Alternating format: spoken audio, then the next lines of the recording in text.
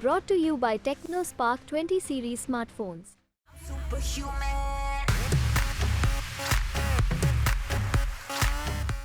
सियासत में नेता भले ही चुनाव से बनते और बिगड़ते हों, लेकिन उत्तर प्रदेश की सियासत में नेता और राजा की पैदाइश को लेकर सवाल खड़े हो गए हैं। सवाल राजा भैया और अनुप्रिया पटेल के बीच शुरू हुए वाक युद्ध से। अनुप्रिया पटेल ने कौशाम्बी में एक जनसभा के दौरान कहा कि वो जमाने गए जब राजा पैदा हुआ करते थे, अब राजा ईवीएम पैदा करती है, ईवीएम बनाती है। तो राजा भैया ने भी पलटवार करते हुए कहा कि ईवीएम से नेता बनते हैं, अब तो राजा पैदा ही नहीं होते। खेमेबंदी अनुप्रिया पटेल और राजा भैया के बीच इन दो नेताओं के सहारे जो वोट बैंक बंटने की कवायद है, वो अगले 2 चरण में उत्तर प्रदेश की सियासत को क्या रंग दिखाएगी, इसी को समझने के लिए हमारे साथ 3 वरिष्ठ पत्रकार हैं। प्रमोद जी हैं, राजेंद्र जी हैं और रानी साहब हैं। शुरुआत आपसे, कैसे देखते हैं राजा भैया और अनुप्रिया पटेल के बीच में? पहले राजा भैया का बयान आया, उसके बाद अनुप्रिया पटेल ने कहा, तो क्या ये जो गोलबंदी है और ये गोलबंदी आने वाले 2 चरणों में कहीं पर असर डालेगी? सबसे पहले इस बात का जवाब दे दें, असर ही नहीं डालेगी, सूपड़ा साफ करेगी। हाँ, ये पूरी तरह से सूपड़ा नहीं साफ कर पाएगी, जिंदा रखेगी, सांसें आएंगी, लेकिन सूपड़ा साफ ही उसको मानिए। आपने सुना होगा कि समुद्र में बड़े बड़े जहाज चलते हैं, बेड़े डालते हैं, लेकिन उसी समुद्र बेड़ों में, उन्हीं समुद्री जहाज़ों में जब छेद होता है तो सबसे पहले वहाँ से चुहिया निकलती है, कूद जाती है, उसको लगता है कि जहाज डूब जाएगा। कुछ इसी तरह के सियासत इस समय उत्तर प्रदेश की धरती पे चल रहा। जिस तरह से अनुप्रिया पटेल ने अपना बयान दिया है, अनुप्रिया पटेल को लगने लगा है कि जिस जहाज में वो सवार हैं वो जहाज में छेद हो गया और डूबने जा रही। और मुझे लगता है कि इस समय वो चुहिया की गलतफहमी नहीं है, वाकई वो जहाज डूबने जा रही है। और जहाँ तक 2 बातें आपने कही कि बाबा साहब डॉक्टर अंबेडकर ने जो संविधान की पूरी तरह स्थापना कर ली, तो 25 नवंबर 1949 को संविधान सभा में बोलते हुए उन्होंने कहा था कि अब जो राजा पैदा होगा वो बैलेट बॉक्स से पैदा होगा, किसी रानी के पेट से राजा नहीं पैदा होगा।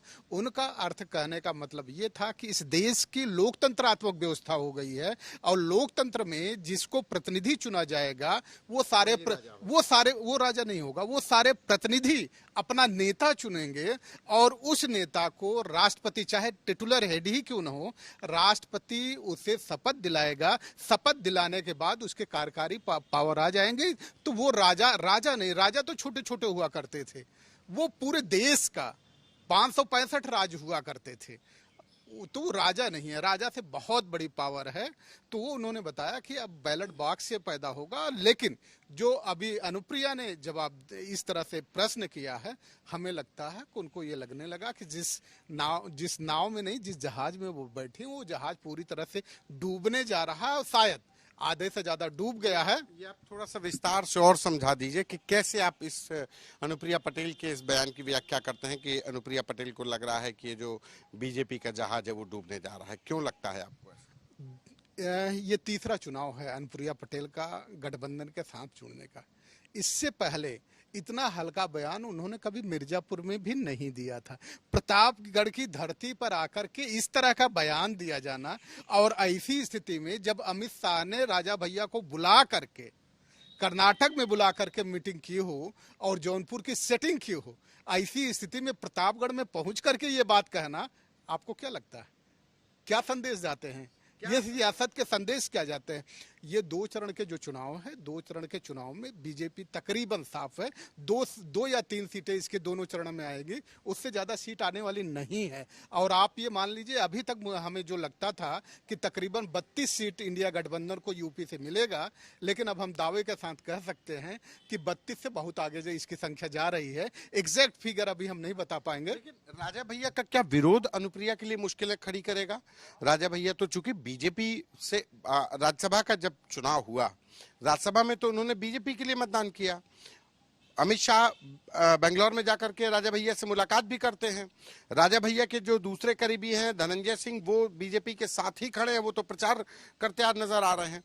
तो फिर राजा भैया का विरोध ये बीजेपी के प्रति है, अनुप्रिया पटेल के लिए है। देखिए, एक बड़ी खूबसूरत सी बात है, छोटी सी, बहुत छोटी सी कहानी है कि एक ठाकुर साहब थे, बड़ी बड़ी मूछ थी उनकी, निकलते थे गांव से, तो उनका ये दावा था कि कोई भी मूछ निकाल के, मूछ खड़ी करके नहीं चलेगा। एक बनिया आ गया, वो भी मूछ खड़ी करके गया, दोनों विपरीत धारा से आए, एक जगह मिल गए। तो ठाकुर ने पूछा, अरे तू कौन है रे इतनी बड़ी बड़ी मूछ रखने वाला? तो बनिया ने कहा कि तू कौन है इतनी बड़ी बड़ी मूछ रखने वाला? तो उसने कहा कि अच्छा, तो ये तय करना होगा कि मूछ किसकी ऊंची रहेगी। तो ठाकुर ने कहा कि एक तलवार तुम लो, एक मैं लेता हूं, और चलो यहां लड़ाई करेंगे। बनिया तो बनिया ठहरा, उसने सोचा कि ये तो ठाकुर ठहरा, मार ही डालेगा। उसने कहा दिमाग लगाओ। उसने कहा ठाकुर साहब, आप ये नहीं ध्यान दे रहे हैं कि अगर आप मारे जाएंगे तो आपका परिवार अनाथ हो जाएगा, मैं मारा जाऊंगा तो मेरा परिवार अनाथ हो जाएगा, लेकिन ये भी तय करना है कि मूछ किसकी ऊंची रहेगी। इसलिए एक तलवार आप लीजिए, जाइए अपने परिवार को काट के आइए, एक तलवार मैं लेता हूं, अपने परिवार को काट के ले आता हूं, फिर यहां तय करेंगे मूछ किसकी ऊंची रहेगी। ठाकुर साहब गए रुतबे में, पूरा का पूरा परिवार साफ किया और आ गए वहां। बनिया थोड़ी देर बाद आया, बोला कि ठाकुर साहब हम लोग क्यों लड़ेंगे? उसने कहा कि भाई ये तय करना है कि मूछ किसकी ऊंची रहेगी। बनिया ने कहा, अरे छोड़िए ठाकुर साहब, मैं ही अपनी नीची कर लेता हूं, क्या फायदा लड़ करके दोनों का।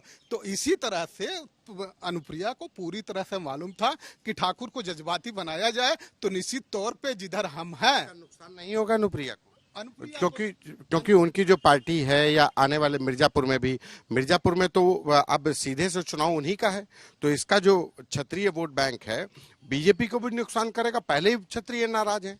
एग्जैक्टली ये रणनीति के तहत किया गया है, क्योंकि अनुप्रिया की जो आस्था थी वो बदल गई है, दूसरी तरफ जा रही है। उससे पहले, जाने से पहले इस तरह का मैसेज देना जरूरी था अनुप्रिया के लिए कि मैं इंटरनल आपके लिए क्या काम कर सकती हूं। और उस मैसेज ने ये कर दिया कि बीजेपी जो 5 सीटें जीतने की स्थिति में थी, इलाहाबाद, कौशाम्बी, प्रतापगढ़, मछली शहर, मिर्जापुर, और वो 5 सीटें बीजेपी हारने जा रही, समाजवादी पार्टी जीतने जा रही। चलिए देखते हैं आगे वाले।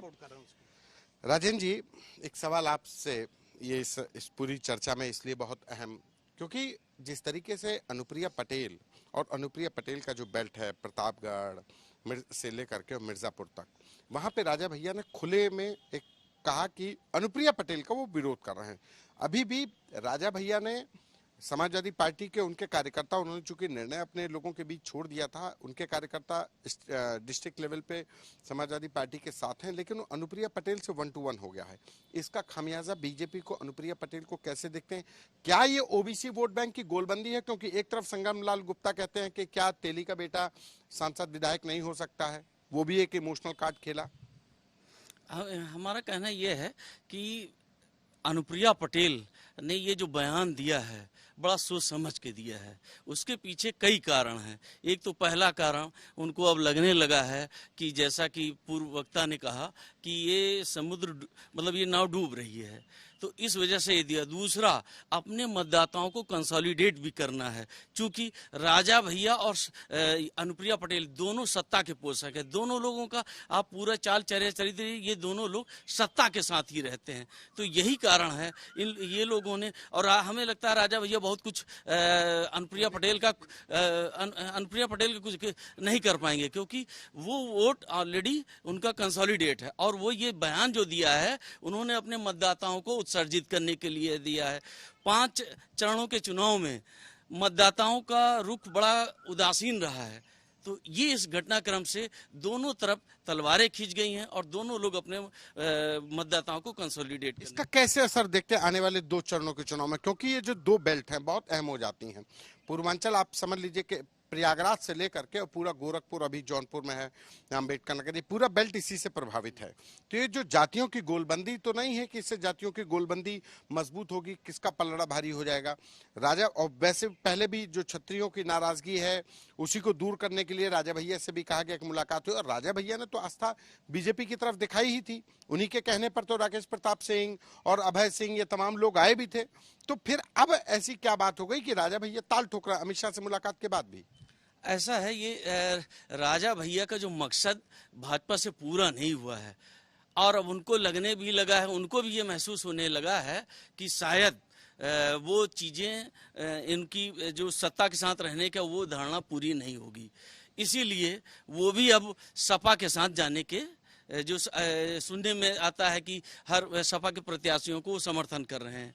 तो उनके समर्थन करने से सपा को तो, लेकिन सपा उनको गद्दार के रूप में जानती है, क्योंकि राज्यसभा के चुनाव में उन्होंने जो किया था वो ये कहा गया कि जितने भी सपाई विधायक क्रॉस वोटिंग किए वो सब राजा की अगुवाई में किए थे। तो ये इसी वजह से वो शायद अपना भविष्य थोड़ा देख रहे हो राजा भैया कि इधर भी थोड़ा देखा जाए।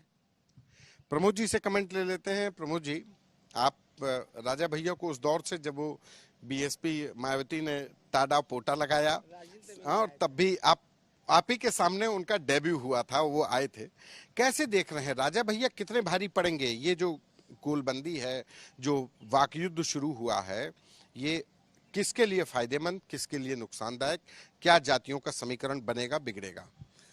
संतोष जी, पहले तो एक राणा साहब की एक बात से मैं सहमत नहीं हूँ कि अनुप्रिया ने नाव डूबने की वजह से ये पाला बदला या उस वजह से बयान दिया। मुझे लगता है कि वो कहीं दंभ में या मतलब 2 बार सांसद रही, मंत्री हो गई, और शायद इस गलतफहमी में कि अब हमारा कोई मतलब कोई कुछ नहीं कर सकता, मुझे लगता है कि शायद उस दंभ में दिया गया बयान के रूप में मैं देखता हूँ कि उस रूप में है। जहाँ तक छेद की बात कही कि नाव में छेद हो गई, तो इसमें कोई दो राय नहीं कि उत्तर प्रदेश में जो हालात हैं वो बदले हुए तो हैं। इस बात से मैं राणा साहब की तो सहमत हो सकता है, लेकिन बयान ये इस ढंग से नहीं दिया गया, ये कुछ दंभ में दिया गया बयान है। लेकिन उन्होंने ये नहीं समझे कि इसके कॉन्सिक्वेंसेस क्या होंगे। ऐसा नहीं है कि राजा भैया को हल्के ढंग से ले लिया जाए। राजा भैया का चाहे, और आप ये देख लीजिए, राजा भैया ने उसका पलटवार किया, न केवल पलटवार किया, उसके बाद वो मिर्ज़ापुर पहुंच गए और उन्होंने कहा कि अब, और वो मिर्ज़ापुर में रह के इनको हराने के लिए वो पूरे अपने ताकत लगाने में जुट गए हैं। जहाँ तक राजेंद्र जी ने ये बात कही कि कांग्रेस समाजवादी पार्टी में वो आ गए और उन्होंने वहाँ नुकसान किया, तो निश्चित रूप से भारतीय जनता पार्टी ने उन्हें विधान परिषद के चुनाव में उनसे मदद ली थी, राज्यसभा में मदद ली थी, बाकी भी मदद देते रहे। उनका अपना वो समाजवादी पार्टी के विधायक तोड़ करके ले आए थे, तो फिर किस लिहाज से वो समाजवादी पार्टी की तरफ मोहब्बत का पैगाम, चिट्ठी भेज रहे हैं? मैं वही बात आपको बताने जा रहा हूँ कि असल में चूंकि देखिए 2 चीज़ें हैं। समाजवादी पार्टी का उनके ऊपर एहसान भी है राजा भैया पे, और वो मानते भी हैं। जब मायावती जी का मामला हुआ था, जिसमें उनके पिताजी का, राजा साहब का, जब उन्होंने किया था, तब समाजवादी पार्टी उनके साथ खड़ी हुई थी, तो वो भूलते नहीं हैं। जहाँ तक राजा भैया को मैं जानता हूँ तो वो भूलते नहीं। हाँ, लेकिन अखिलेश से उनके वैचारिक मतभेद हो गए थे, इसलिए वो समाजवादी पार्टी से हट गए थे। लेकिन शिवपाल से उनके संबंध अच्छे थे, आज भी अच्छे हैं। राज्यसभा में तो प्रदेश अध्यक्ष नरेशोत्तम पटेल राजा भैया के पास गए थे समर्थन मांगने, तब भी नहीं दिया। फिर नहीं दिया था उन्होंने, चूंकि अखिलेश से, मैंने आपसे कहा ना, अखिलेश से उनके वैचारिक मतभेद रहे या अखिलेश से उनकी दूरियां रहीं, इसलिए नहीं गए। लेकिन राजनीति में मतभेद, लड़ाई कोई मायने नहीं रखता, वक्त के साथ सारी चीज़ें पलट जाती हैं।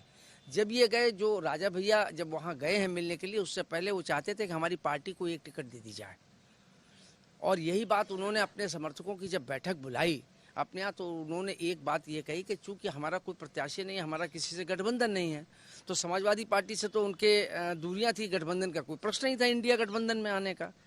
भारतीय जनता पार्टी की मदद की थी विधान परिषद चुनाव में भी और राज्यसभा के चुनाव में भी, वो उनको सीट मिली नहीं, वो भी एक नाराज़गी थी, यह नाराज़गी है। उसके बाद फिर जब ये आ गए तो वो एक कहावत है इधर पश्चिम में कि बहन रो रही थी और भैया आ गए तो वो फपक कर रोने लगी, तो वो अनुप्रिया ने कर दिया। वो उन्होंने जो ये बयान दे दिया, अच्छा उनको तो कुछ चाहिए था, मुद्दा चाहिए था राजा को अपनी नाराजगी जताने का, ये बताने के लिए। ये ठीक वैसे ही ये खेल हुआ है जैसे धनंजय का टिकट वापस हुआ पत्नी का, कि कहने का काम की काम है, अंगड़ाई की अंगड़ाई है, कि पता लगे कि हमको ये भी नहीं कहा कि हम भाग गए, हमारा टिकट काट दिया बसपा ने, तो भाई मजबूरी है हमारी, हम कहाँ इन टाइम पर जाएं। वो राजा भैया का हुआ। राजा भैया को भी ये चाहिए तो था ही कि हमको विरोध करना है, और अखिलेश से बीच में सामंजस्य बैठ गया था। ये इधर से अनुप्रिया ने यह बयान दे दिया कि कोख से पैदा नहीं होते हैं, ईवीएम से पैदा होते हैं, तो उन्होंने भी उसका काउंटर कर दिया। तो मुझे लगता है कि इसका निश्चित रूप से देखिए कौशाम्बी में इसका फ़र्क पड़ेगा, प्रतापगढ़ में इसका फ़र्क पड़ेगा, मिर्ज़ापुर में भी पड़ेगा। मिर्ज़ापुर में तो राजा भैया ने अपनी एक नाक का बाल बना लिया है। अगर जो मुझका सवाल बना लिया, नाक का मुझकी एक बेकी बात है, वो बना लिया है, तो वो वहाँ के लिए चल भी दिए हैं। तो लेकिन एक चीज ये है कि राजा भैया क्षत्रियों के एक बड़े नेता कहे जाते हैं, तो एक चीज ये बताइए कि राजा भैया के करीबी हैं, राजा भैया के करीबी धनंजय सिंह, विनीत सिंह लेकिन अनुप्रिया पटेल के साथ मंच शेयर करते हैं। वो कहते हैं कि नहीं, हम अनुप्रिया पटेल के साथ हैं। तो ये कैसी मतलब क्षत्रियवाद है, ये कैसे? राजा भैया तो जब राज्यसभा में क्रॉस वोटिंग करवाई तो जितने लोग थे सिवाय रितेश पांडे के पिता राकेश पांडे को छोड़ करके बाकी सब क्षत्रिय थे, राकेश प्रताप सिंह, अभय सिंह ये सारे लोग। तो वो फिर कैसे कि विनीत सिंह कह रहे हैं कि नहीं, हम बीजेपी के साथ हैं, राजा भैया से हमारे व्यक्तिगत। तो ये जो राजा भैया का फैक्टर है, ये क्या इन सीटों के अलावा जो 7वां फेज है, अंतिम फेज है, वहां तक जाएगा? हाँ, निश्चित रूप से जाएगा, क्योंकि राजा भैया आ गए। ये बात अलग है कि विनीत सिंह जी एक पार्टी से जुड़े हुए हैं, वो अभी खुल के आने की स्थिति में नहीं है, लेकिन कहीं ना कहीं उनकी अगर निष्क्रियता भी हो जाएगी तो भी नुकसान होगा। और जो ये सबसे ज़्यादा भारतीय जनता पार्टी के लिए ये जो 2 चरण बचे हैं, ये बहुत ज़्यादा महत्वपूर्ण है। और यहाँ जिस ढंग से महंगाई का मुद्दा है, गरीबी का मुद्दा है, बेरोजगारी का मुद्दा है, किसान का मुद्दा है, और इधर संविधान बदलने की बात से जो भारतीय जनता पार्टी का जो सोशल इंजीनियरिंग था, जो 14 के बाद बना था, पिछड़े, अति पिछड़े, दलित, ये जो उसको डेंट लगा है। और राजा भैया वैसे ही अगर आप देखें तो जो गुजरात से ओपाला से चली थी, वहाँ से छत्तीस लोगों की नाराजगी जो राजस्थान में आई, उसके बाद पश्चिम उत्तर प्रदेश में, और अब पूर्वी उत्तर प्रदेश में आ गई। अगर वहाँ से देखें आप तो ये निश्चित रूप से भारतीय जनता पार्टी के लिए नुकसानदेह होगा।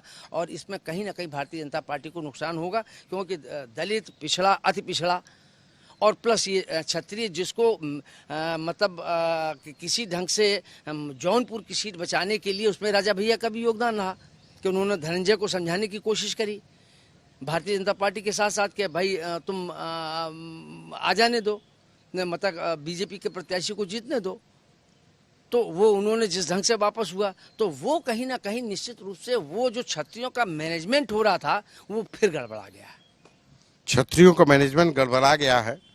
राणा साहब, क्षत्रियों का मैनेजमेंट जो गड़बड़ाया है, जो वोट की जो पॉलिटिक्स है, जो जातिगत समीकरण है, ओबीसी को लेकर के अनुप्रिया पटेल का ही मुद्दा, या बाकी हिस्सों में जाते हैं तो राजा भैया, धनंजय सिंह, विनीत सिंह, इन सब को लेकर के क्या आने वाले 6वां चरण और 7वां चरण किसके लिए? अनुप्रिया पटेल के लिए तो वो मिर्जापुर से हैं, तो वहां पर राजा भैया खुद ही एक तरीके से मोर्चा संभाल लिया है। तो ये कितना हावी, ये जातियों का जो गोलबंदी है वो हो पाएगी इन दोनों की वजह से? देखिए, ये जो अभी कहा जा रहा था, ये बात आई थी कि राजा भैया के पहले अनुप्रिया को ये लगा कि भाई हमें जो है छत्री के खिलाफ जो जातियां हैं उन वोटों को गोलबंद करने की ज़रूरत है।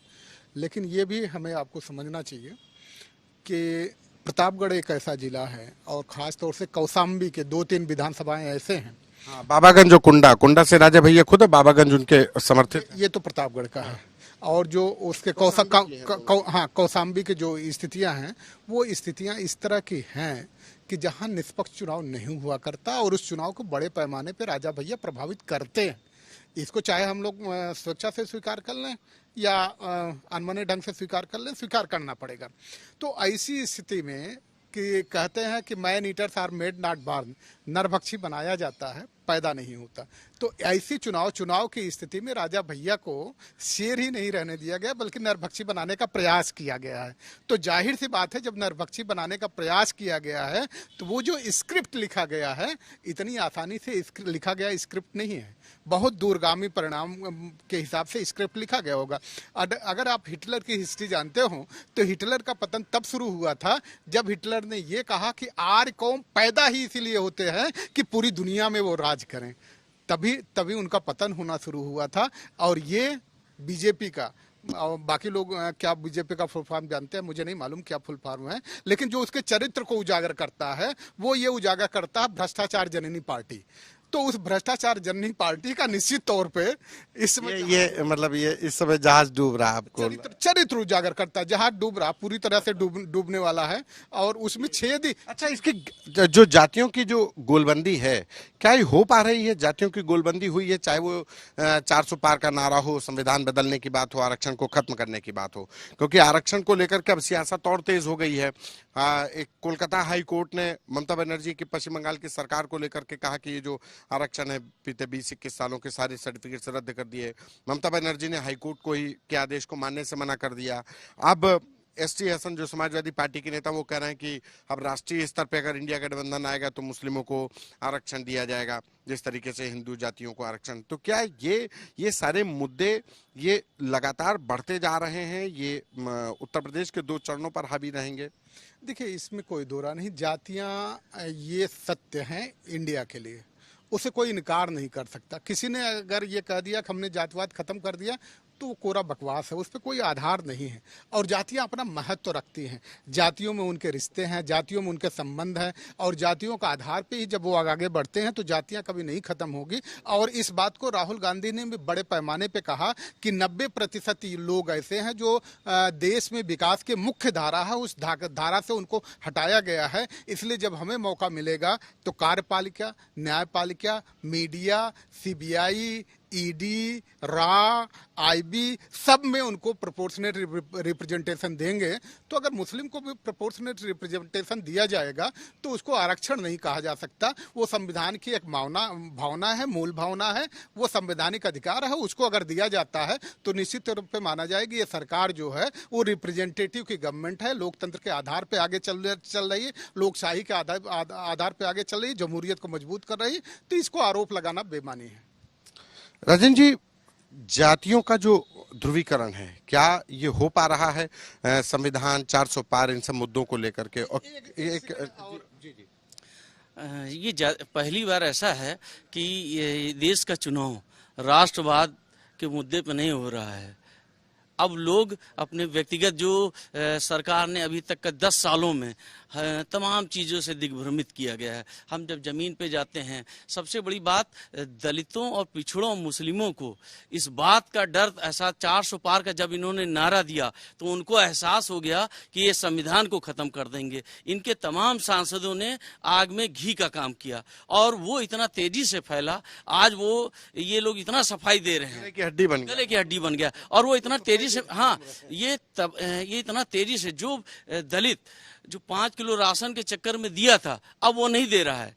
2022 में उसी ने दिया था, सही कह रहा है, इनको दिया था इनको, लेकिन अब इस समय वो नहीं दे रहा है। और वो बहुत तेजी से देखिए, अब दलितों के साथ ये दोनों, चाहे कांग्रेस हो चाहे भाजपा हो, एक नागनाथ है, एक सांपनाथ है, और दोनों में अब दलितों के सामने ये है कम जहरीला कौन है, तो उसके पास कोई विकल्प नहीं है, तो कम जहरीले वाले के पास वो जा रहा है।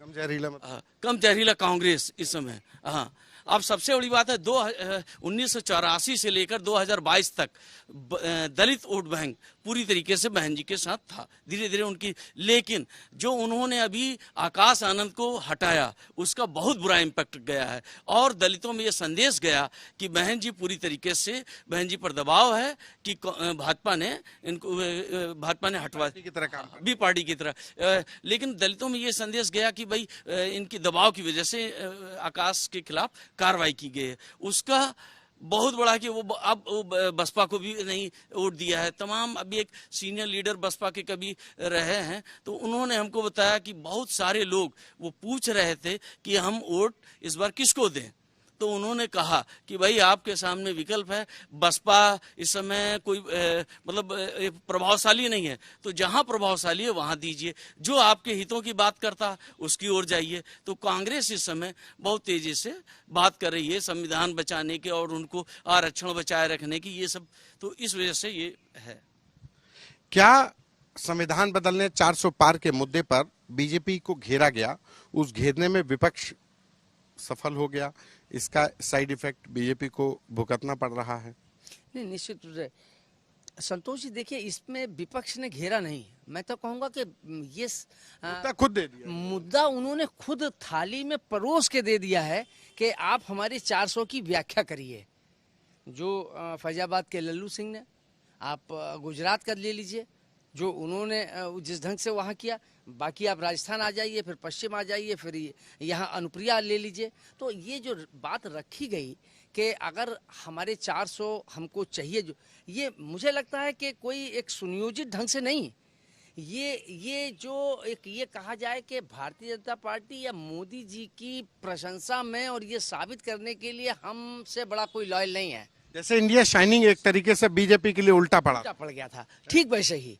तो मुझे लगता है कमोवेश वही स्थिति है। तो वो उन्होंने ये कहा कि 400 आप दे दीजिए, हम संविधान बदल देंगे, और उसका विपक्ष ने और कांग्रेस ने, बीजेपी सफाई दे रही है। सफाई तो देखिए, तीर निकल जाने के बाद जो है वो उसकी सफाई आप कितनी भी दीजिए, लेकिन उसकी फिर भरपाई नहीं हो पाती है। वो मैसेज कहीं ना कहीं चला गया। आप पिछले जो 5 चरण के चुनाव हो गए हैं उसमें तो मैसेज चला गया। और अभी जो राजेंद्र ने ये बात कही कि बी टीम के रूप में बसपा काम कर रही, एक तो वो मैसेज था। दूसरा, ये संविधान संशोधन आ गया, जिस ढंग से प्रतापगढ़ में सीट हटाया गया, जिससे कि आनंद को हटाया गया, तो उससे दलितों में दलित मायावती को पसंद ही नहीं करता था। काशीराम जी का एक अलग मिशन था, वो लेके आए थे। और इन्होंने जो मायावती ने जो वहाँ दमदारी से बात रखने की कोशिश करी, या जो तीर तराजू और तलवार जैसे नारे दिए उन्होंने, उसका जो एक इम्पैक्ट हुआ वो दलितों को बहुत भाया। और अब आके जिस ढंग से उन्होंने आनंद को हटाया और जिस ढंग से उन्होंने वो किया, तो वो निश्चित रूप से उससे बड़ा मायूस हुआ दलित, और वो शायद शिफ्ट हुआ। और वही स्थिति हुआ कि आरक्षण के मामले को लेके पिछड़ा और अति पिछड़ा, ये उसमें से शिफ्ट हुआ। तो ये कहीं ना कहीं नुकसान दे रहा।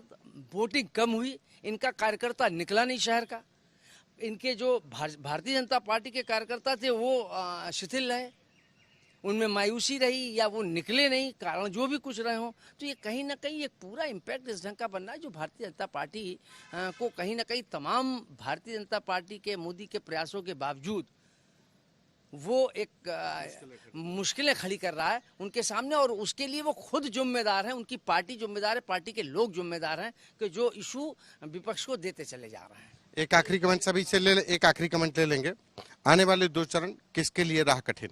निश्चित रूप से अगर आप देखें तो पूर्वांचल के जो 2 चरण बचे, वहाँ दलित, वहाँ पिछड़ा, अति पिछड़ा, वहाँ के समीकरण यही है। और अगर ये सही है कि आरक्षण को लेकर निचले तक ये मैसेज गया है, दलित को लेकर कि संविधान बाबा साहब का बदल जाएगा, उसको लेके गया है, और जो 5 चरण में जो थोड़ा बहुत दिखाई दिया है, मुझे लगता है उसका और ज़्यादा प्रभाव इम्पैक्ट यहाँ पड़ेगा। तो निश्चित रूप से भारतीय जनता पार्टी को पूर्वांचल की सीटों पर कहीं ना कहीं दिक्कत का सामना करना पड़ेगा। रतन भाई, 2 चरणों में किसके लिए राह कठिन? भाजपा के लिए बहुत बड़ी चुनौती है, सबसे ज्यादा स्टेक उसी के दांव पर है इस बार। तो हमारा मानना है कि जो इतने 5 चरणों में जो चुनाव हुआ है, अभी तक जो दिख रहा है हम लोगों को जमीन पर, कि नुकसान इन्हीं को है। और आगे भी संभावना इसी बात की है कि विपक्ष हर दिन कुछ ना कुछ नई चीज। और दूसरा सबसे बड़ी बात, पिछली बार बीजेपी एजेंडा तय करती थी, इस बार विपक्ष के एजेंडे में फंस रहे हैं। भाई संविधान वाला मामला क्या है, यही तो है, उनके एजेंडे में फंस गई। हाँ, इस बार बीजेपी उनके एजेंडे में फंसती जा रही है। एक आपसे भी कमेंट कि आखिरी के 2 चरण किसके लिए राह कठिन, किसके लिए आसान? वो तो एक शब्द में कह दें कि निश्चित तौर पर भ्रष्टाचार जननी पार्टी के लिए कठिन राह है पनघट की, बहुत ही कठिन। और दूसरा ये कह रहे थे कि देखिए, दादा कोड़के की एक पिक्चर आई थी, अंधेरी रात में दिया तेरे हाथ में। उसने कहा था दिया मतलब लालटेन तेरे हाथ में, लेकिन लोगों ने कुछ अलग समझ लिया। उसी तरह ये बड़े बुद्धिमान लोग हैं, इन्होंने नारा ही दिया था 400 पार, मतलब 400 के बाद जितनी भी सीटें हैं उस पर मेरा विशेष अधिकार है। 400 तक की हम क्लेम नहीं करने जा रहे हैं, 400 के पार जो भी सीटें बचती है उस पे हम क्लेम करेंगे। लेकिन उनके तबलचियों ने उस 400 को उनके गले का एक तरह से फांस बना दिया। आने वाले 2 चरण किसके लिए कठिन? निश्चित तौर पे आने वाले 2 चरण में तकरीबन 23 सीटों का चुनाव हो रहा है। 23 सीट में अगर 3 सीट भ्रष्टाचार जननी पार्टी जीत जाए तो आप उसको बहुत बड़ी उपलब्धि मान के चलिएगा, और न जीते तो मान लीजिएगा कि जितना बड़ा पाप था तुम्हारा, पाप का घड़ा भर गया। और तुमने ही 22 जनवरी को राम नाम सत्य की बात की थी और तुम्हारा राम नाम सत्य हो गया, और वैसे भी गंगा ने तुम्हें बुलाया ही है, तो शायद राणा साहब हैं, ये बीजेपी की एक उनका अपना एनालिसिस है, लेकिन बाकी लोगों के लिए कहना है कि आने वाले 2 चरण बीजेपी के लिए बहुत कठिन होंगे। बीजेपी के लिए 400 पार का नारा, संविधान बदलने की जो बात इंडिया गठबंधन ने की, या फिर राजा भैया और अनुप्रिया पटेल, इन 2 नेताओं से जो वोट की खेमेबंदी हुई, वोटों का जो ध्रुवीकरण हुआ, वो बीजेपी की राहें मुश्किलों भरी लेकर आएगा।